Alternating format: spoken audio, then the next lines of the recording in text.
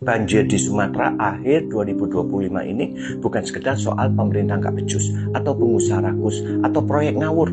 Kalau jujur, kita semua juga penyebabnya. Kita tebang pohon seenaknya, buang sampah ke sungai, nutup tanah pakai beton, lalu kaget kenapa airnya nggak mau meresap. Kita sibuk nunjuk orang lain, padahal 4 jari balik nunjuk ke kita sendiri. Yang bikin tambah miris, topik sepenting ini jarang banget kedengaran di mimbar gereja.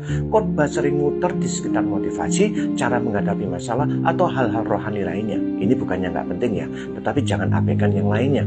Padahal mandat pertama manusia sebelum segala dosa masuk ke dalam dunia ini jelas, taklukkanlah bumi, jaga bumi. Itu bukan berarti mengeksploitasi, tapi merawat, mengelola, bikin tetap hidup. Kejadian 2 ayat 15 katakan, Tuhan Allah mengambil manusia itu dan menempatkannya dalam Taman Eden untuk mengusahakan dan memelihara taman itu. Ini mandat dasar.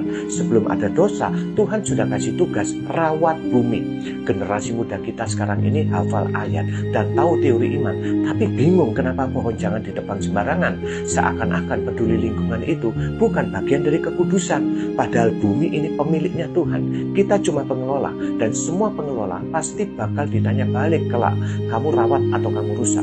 Roma 8 ayat 22 katakan, sebab kita tahu bahwa seluruh ciptaan sama-sama mengeluh dalam kesakitan bersalin sampai sekarang ini. Artinya simple, ciptaan sekarang ini lagi kesakitan. Rasul Paulus mau bilang gini, bahwa alam sekarang nggak berjalan seperti yang Tuhan desain. Kenapa? Karena manusia seenaknya mengubah, membongkar, dan mengeksploitasi tanpa memikirkan akibatnya. Jadi ketika kita lihat banjir, longsor, atau bahkan kekeringan ekstrim, atau cuaca yang makin kacau, itu bukan sekedar fenomena alam. Itu tanda bahwa bumi lagi mengeluh karena manusia nggak mengelolanya dengan benar.